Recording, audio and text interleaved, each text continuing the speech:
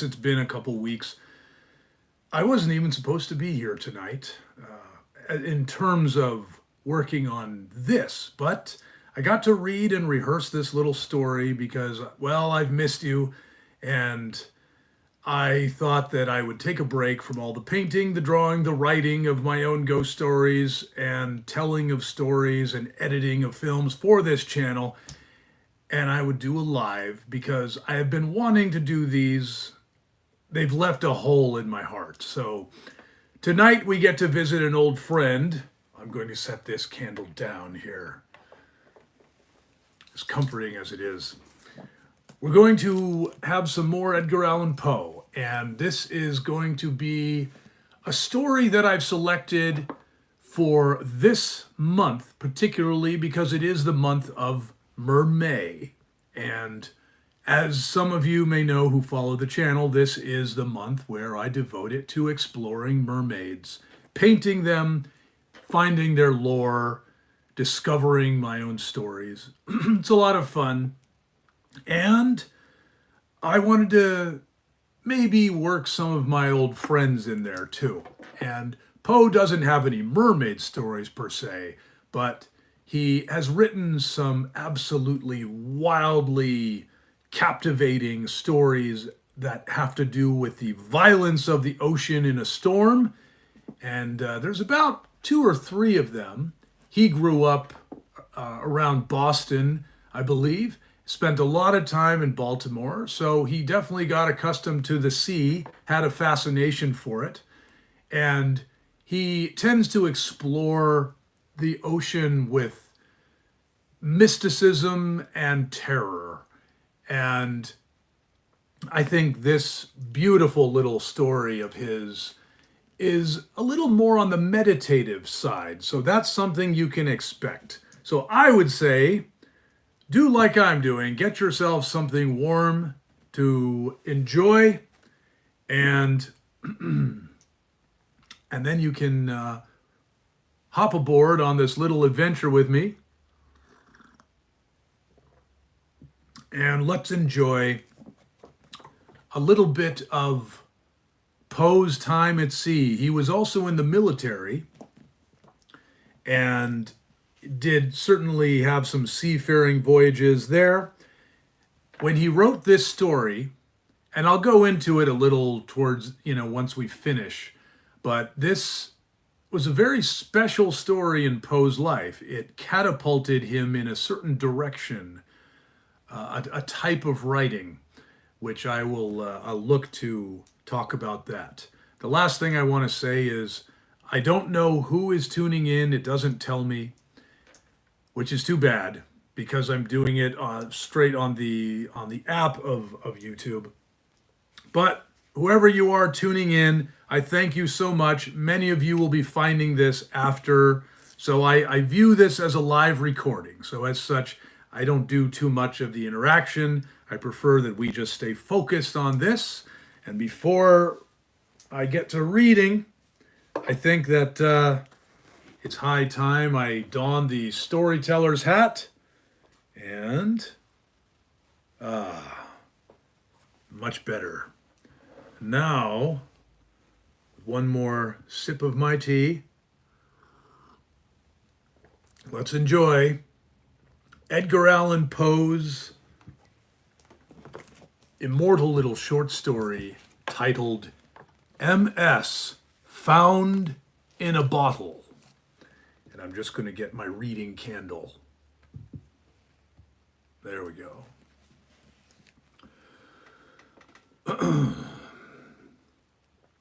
Of my country and of my family I have little to say.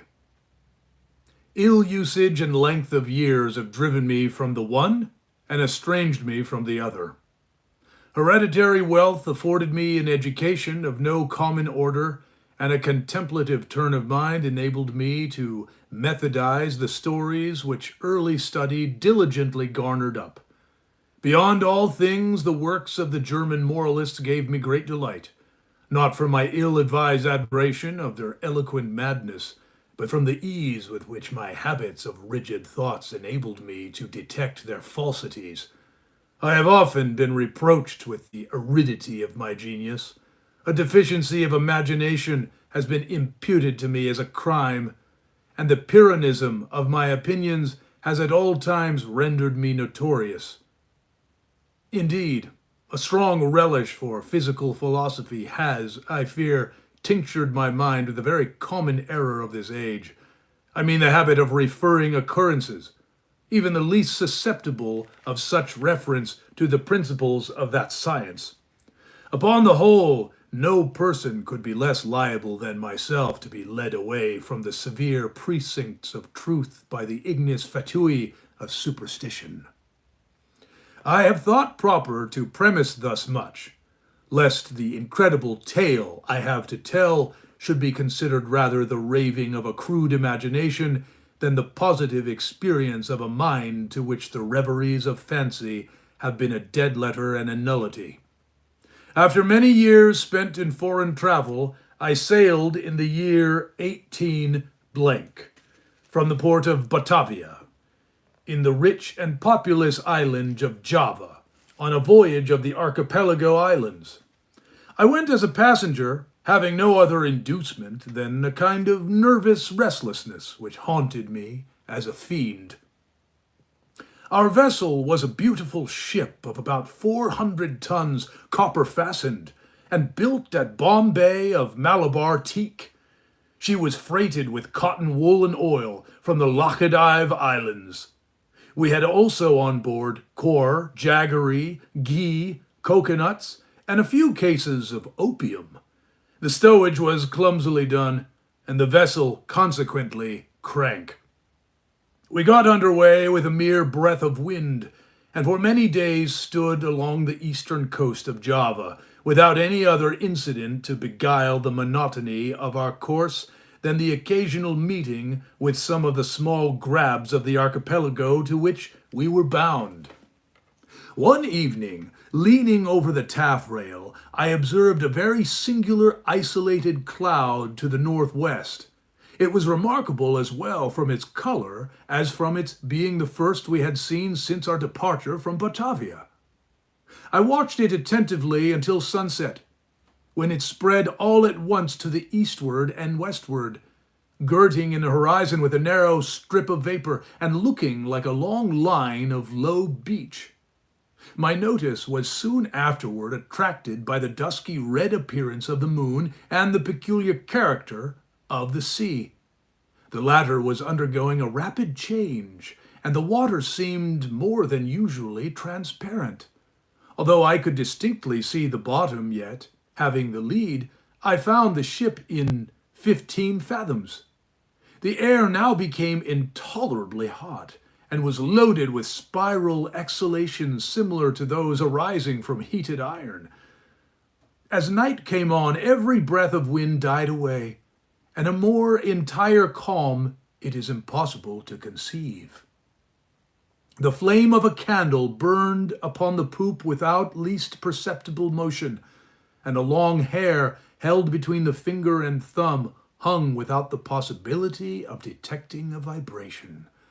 However, as the captain said he could perceive no indication of danger, and as we were drifting in bodily to shore, he ordered the sails to be furled and the anchor let go. No watch was set, and the crew, consisting principally of Malays, stretched themselves deliberately upon deck. I went below, not without a full presentiment of evil. Indeed, every appearance warranted me in apprehending a simoon. That, by the way, is a very hot wind, usually in the Arab countries, a simoon. I told the captain of my fears, but he paid no attention to what I said, and left me without deigning to give a reply. My uneasiness, however, prevented me from sleeping, and about midnight I went upon deck.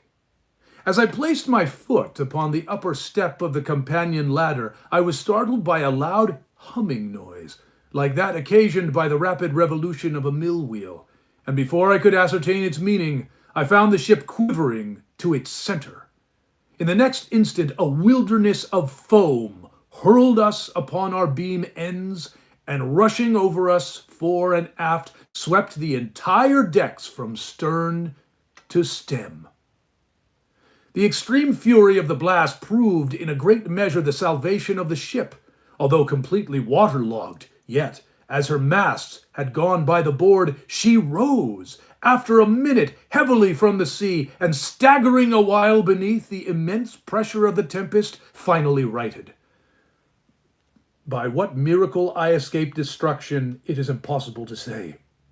Stunned by the shock of the water, I found myself, upon recovery, jammed in between the stern post and rudder.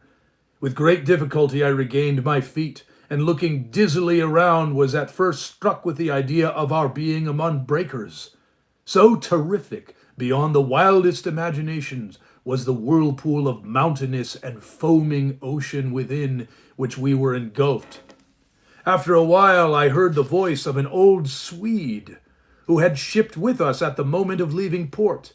I hallooed to him with all my strength, and presently he came reeling aft. We soon discovered that we were the sole survivors of the accident.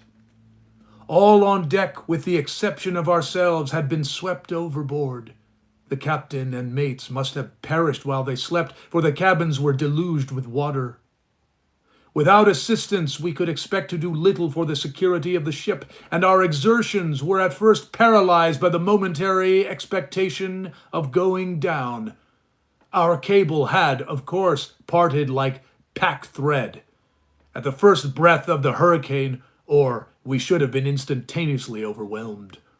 We scudded with frightful velocity before the sea, and the water made clear breaches over us. The framework of our stern was shattered excessively, and in almost every aspect we had received considerable injury. But to our extreme joy we found the pumps unchoked, and that we had made no great shifting of our ballast. The main fury of the blast had already blown over, and we apprehended little danger from the violence of the wind. But we looked forward to its total cessation with dismay, well believing that in our shattered condition we should inevitably perish in the tremendous swell which would ensue. But this very apprehension seemed by no means likely to be soon verified. For 5 entire days and nights, during which our only subsistence was a small quantity of jaggery, procured with great difficulty from the forecastle, the hulk flew at a rate defying computation, before rapidly succeeding flaws of wind which, without equaling the first violence of the simoon, were still more terrific than any tempest I had before encountered. Our course for the first 4 days was, with trifling variations, southeast by south, and we must have run down the coast of New Holland. On the 5th day the cold became extreme, although the wind had hauled round a point more to the northward. The sun arose with a sickly yellow luster, and clambered a very few degrees above the horizon, emitting no decisive light. There were no clouds apparent, yet Yet the wind was upon the increase, and blew with a fitful and unsteady fury. About noon, as nearly as we could guess, our attention was again arrested by the appearance of the sun. It gave out no light, properly so called, but a dull and sullen glow without reflection, as if all its rays were polarized. Just before sinking within the turgid sea, its central fires suddenly went out, as if hurriedly extinguished by some unaccountable power. It was a dim, silver-like rim alone, as it rushed down the unfathomable ocean. We waited in vain for the arrival of the 6th day. The day, to me, has not yet arrived. To the Swede, never did arrive. Thenceforth, we were enshrouded in pitchy darkness, so that we could not have seen an object at 20 paces from the ship. Eternal night continued to envelop us, all unrelieved by the phosphoric sea brilliancy to which we had been accustomed in the tropics. We observed, too, that although the tempest continued to rage with unabated violence, there was no longer to be discovered the usual appearance of surf or foam, which had hitherto attended us. All around were horror and thick gloom and a black sweltering desert of ebony. Superstitious terror crept by degrees into the spirit of the old Swede, and my own soul was wrapped in silent wonder. We neglected all care of the ship as worse than useless, and securing ourselves as well as possible to the stump of the mizzenmast, looked out bitterly into the world of ocean. We had no means of calculating time, nor could we form any guess of our situation. We were, however, well aware of having made farther to the southward than any previous navigators, and felt great amazement at not meeting with the usual impediments of ice. In the meantime, every moment threatened to be our last. Every mountainous billow hurried to overwhelm us. The swell surpassed anything I had imagined possible, and that we were not instantly buried is a miracle.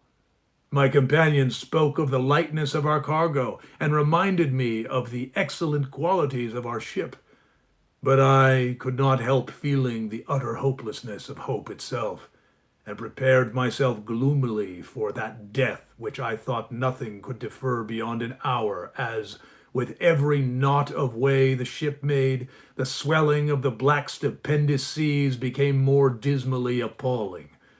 At times we gasped for breath at an elevation beyond the albatross. At times became dizzy with the velocity of our descent into some watery hell where the air grew stagnant and no sound disturbed the slumbers of the kraken. We were at the bottom of one of these abysses when a quick scream from my companion broke fearfully upon the night. "See! See!"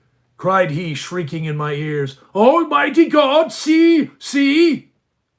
As he spoke, I became aware of a dull, sullen glare of red light which streamed down the sides of the vast chasm where we lay, and threw a fitful brilliancy upon our deck. Casting my eyes upwards, I beheld a spectacle which froze the current of my blood. At a terrific height directly above us, and upon the very verge of the precipitous descent, hovered a gigantic ship of perhaps 4,000 tons. Although upreared upon the summit of a wave more than 100 times her own altitude, her apparent size still exceeded that of any ship of the line or East Indiaman in existence. Her huge hull was of a deep, dingy black, unrelieved by any of the customary carvings of a ship. A single row of brass cannon protruded from her open ports and dashed from the polished surfaces the fires of innumerable battle lanterns, which swung to and fro about her rigging. But what mainly inspired us with horror and astonishment was that she bore up under a press of sail in the very teeth of that supernatural sea, and of that ungovernable hurricane. When we first discovered her, her bows were alone to be seen, as she rose slowly from the dim and horrible gulf beyond her. For a moment of intense terror, she paused upon the giddy pinnacle, as if in contemplation of her own sublimity, then trembled and tottered and came down. At this instant, I knew not what sudden self-possession came over my spirit, staggering as far aft as I could. I awaited fearlessly the ruin that was to overwhelm. Our vessel was at the length ceasing from her struggles and sinking with her head to the sea.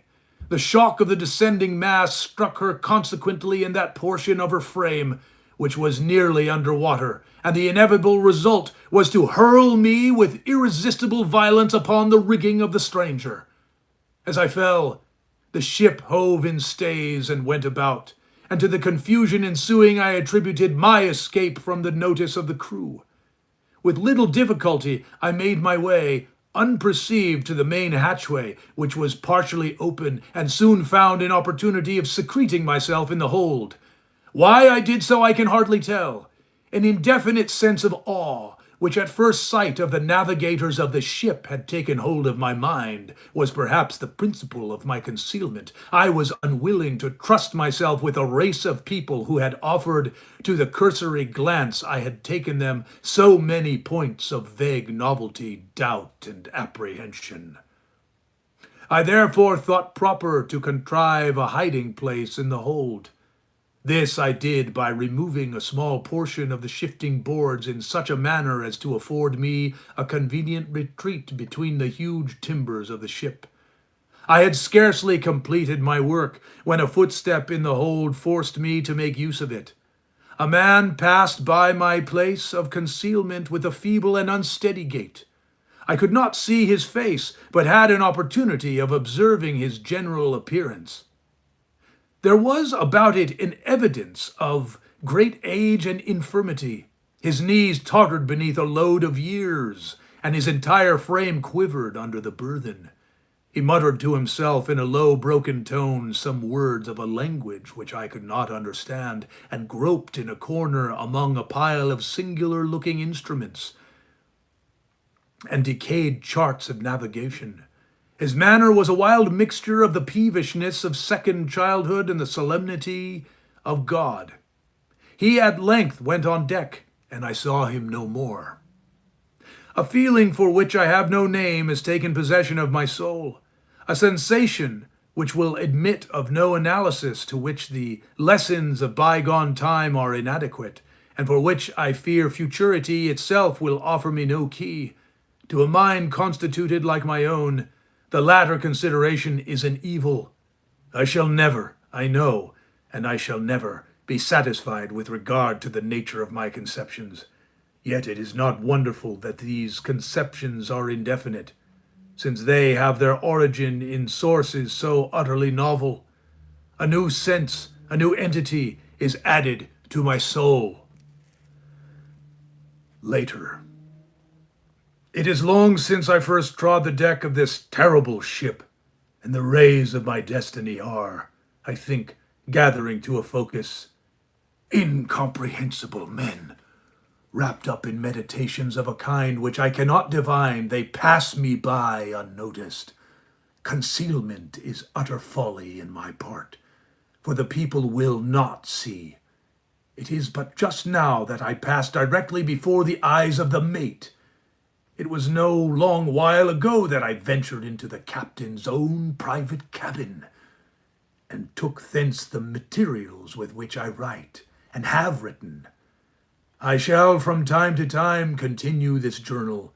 It is true that I may not find an opportunity of transmitting it to the world, but I will not fail to make the endeavor. At the last moment I will enclose the MS in a bottle and cast it within the sea. An incident has occurred which has given me new room for meditation. Are such things the operation of ungoverned chance? I had ventured upon the deck and thrown myself down without attracting any notice among a pile of rattling stuff and old sails in the bottom of the yawl. While musing upon the singularity of my fate, I unwittingly dabbed with a tar brush the edges of a neatly folded studding sail, which lay near me on a barrel. The studding sail is now bent upon the ship, and the thoughtless touches of the brush are spread out into the word Discovery. I have made my observations lately upon the structure of the vessel. Although well armed, she is not, I think, a ship of war.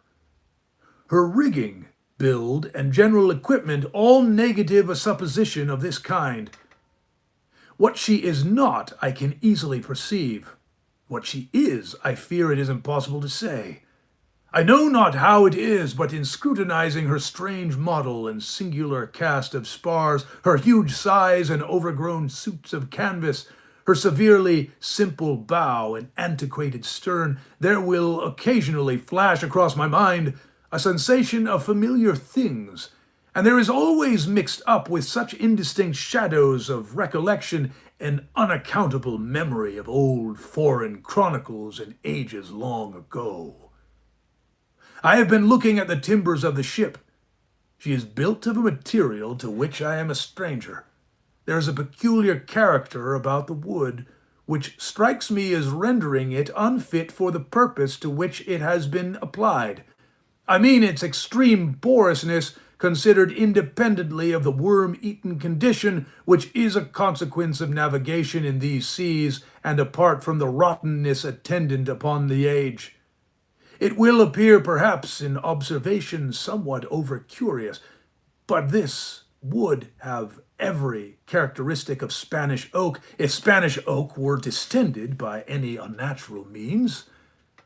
In reading the above sentence, a curious apothegm of an old, weather-beaten Dutch navigator comes full upon my recollection.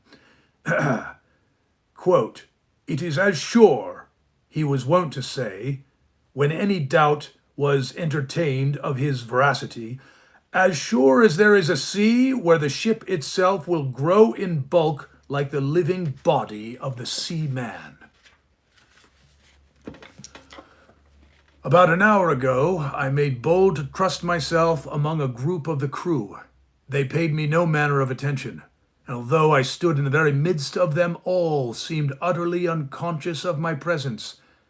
Like the one I had at first seen in the hold, they all bore about them all the marks of a hoary old age.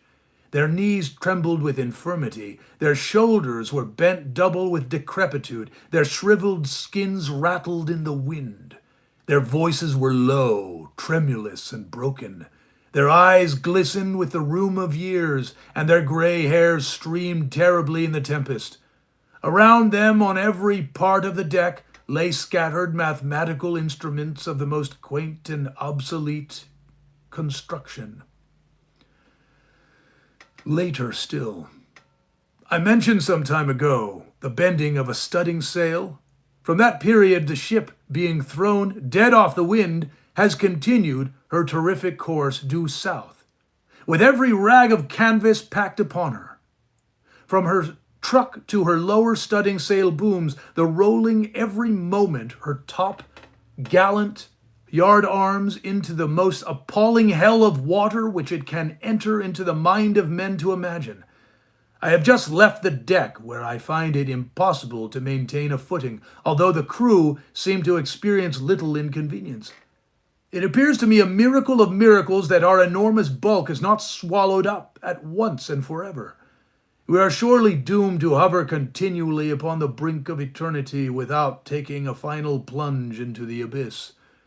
From billows 1,000 times more stupendous than any I have ever seen, we glide away with the facility of the arrowy seagull, and the colossal waters rear their heads above us like demons of the deep, but like demons confined to simple threats and forbidden to destroy. I am led to attribute these frequent escapes to the only natural cause which can account for such effect. I must suppose the ship to be within the influence of some strong current or impetuous undertow. I have seen the captain face to face and in his own cabin, but as I expected, he paid me no attention. Although in his appearance there is, to a casual observer, nothing which might bespeak him more or less than man, still a feeling of irrepressible reverence and awe mingled with the sensation of wonder with which I regarded him. In stature, he is nearly my own height, that is, about 5 feet 8 inches. He is of a well-knit and compact frame of body, neither robust nor remarkable otherwise, but it is the singularity of the expression which reigns upon my face. It is the intense, wonderful, the thrilling evidence of old age so utter, so extreme, which excites within my spirit a sentiment ineffable. His forehead, although little wrinkled, seems to bear upon it the stamp of a myriad of years. His gray hairs are records of the past, and his grayer eyes are sibyls of the future. The cabin floor was thickly strewn with strange iron-clasped folios and mouldering instruments of science and obsolete, long-forgotten charts. His head was bowed down upon his hands, and he pored with a fiery, unquiet eye over a paper which I took by a commission. and which, at all events, bore the signature of a monarch. He murmured to himself, as did the first seaman whom I saw in the hold, some low peevish syllables of a foreign tongue, and although the speaker was close at my elbow, his voice seemed to reach my ears from the distance of a mile. The ship and all in it are imbued with the spirit of eld. The crew glide to and fro like the ghosts of buried centuries. Their eyes have an eager and uneasy meaning, and when their fingers fall athwart my path in the wild glare of the battle lanterns, I feel as I have never felt before, although I have been all my life a dealer in antiquities, and have imbibed the shadows of fallen columns at Baalbek and Tadmor and Persepolis, until my very soul has become a ruin. Later still, when I look around me, I feel ashamed of my former apprehension. If I trembled at the blast which has hitherto attended us, shall I not stand aghast at a warring of wind and ocean? To convey any idea of which the words tornado and simoon are trivial and ineffective. All in the immediate vicinity of the ship is the blackness of eternal night and a chaos of foamless water, but about a league on either side of us may be seen indistinctly, and at intervals stupendous ramparts of ice towering away into the desolate sky and looking like the walls of the inverse universe.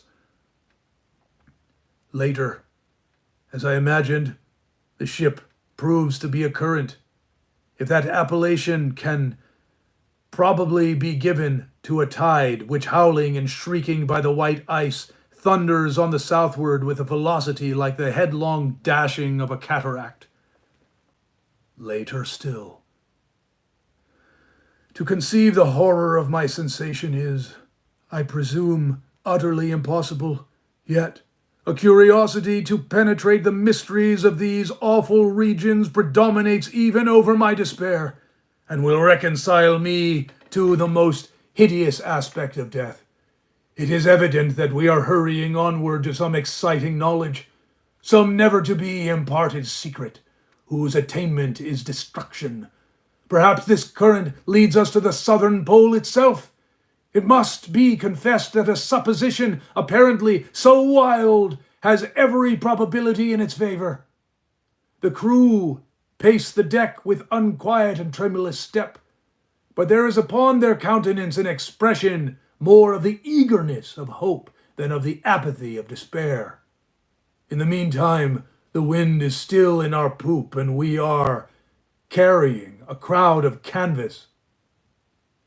The ship is at times lifted bodily from out the sea.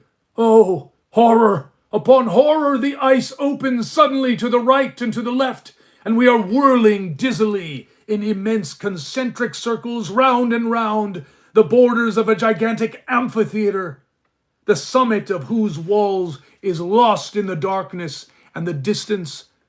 But little time will be left to me to ponder upon my destiny. The circles rapidly grow small. We are plunging madly within the grasp of the whirlpool, and amid a roaring and bellowing and thundering of ocean and tempest, the ship is quivering, oh God, and going down. And that is MS, Found in a Bottle by Edgar Allan Poe. And the author has put a note here.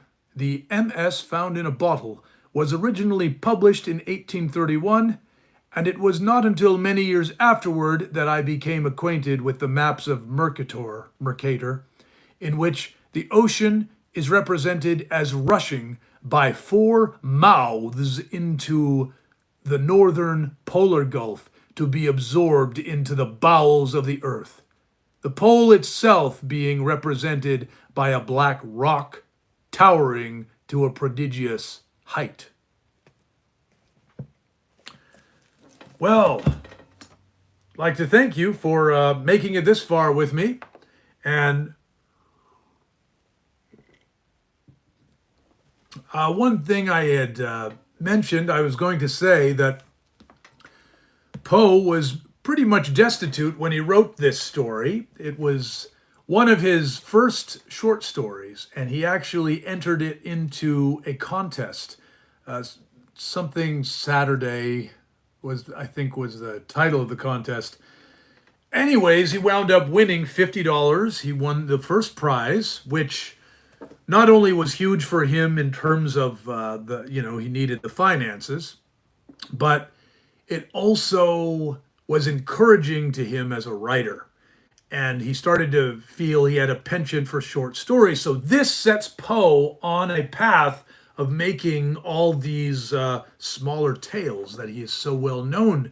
So MS Found in a Bottle is actually quite a significant story in the destiny of Poe and the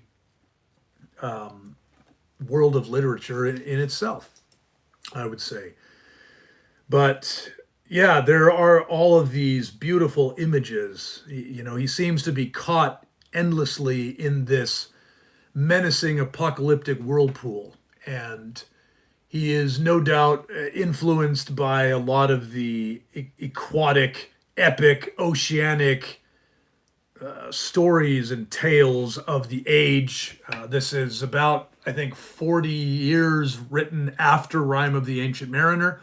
So I'm sure it is still very much in the consciousness. That is one of my favorites. I actually painted that whole poem once.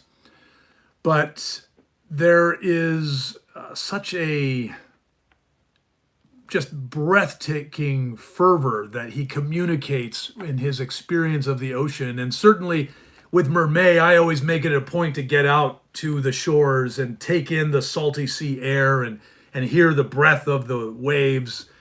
And it feels like I'm right back there. But I love the way that he is really bringing you on the deck, and he puts you onto this ghost ship. There is nothing as striking as the imagery of these ghostly shipwrecks filled with a long since dead crew that seems to float through the decks and go about their business, ignoring a living man who is just feeling completely insane when his tendency as a mammal, a social being who needs other people, is being completely ignored. And it's almost as if they are mocking him every day that he is there. And he finally just gives up hiding and he just says hi. And then he just is not getting any answers. And he starts walking through there as if he's in this strange dream. And all the while he's on this ship that is violently being thrown around this endless eternal whirlpool that is going down, down, as he says, into the bowels of the earth. Ooh. Who needs a drink? Anyway, thank you for being here. I hope you enjoyed tonight's story. And I intend to be here again. I intend to be here next Thursday. And I will be trying to make some notifications of that and everything. And again, I apologize that I can't respond in real time here, but do leave me a comment. Tell me what you think of this. I would love to hear, your thoughts. They're always welcome, and you guys always make me think in some way. So whatever came up for you, that is what I would love to see you share. Anyways, take care, you beautiful, haunted romantics.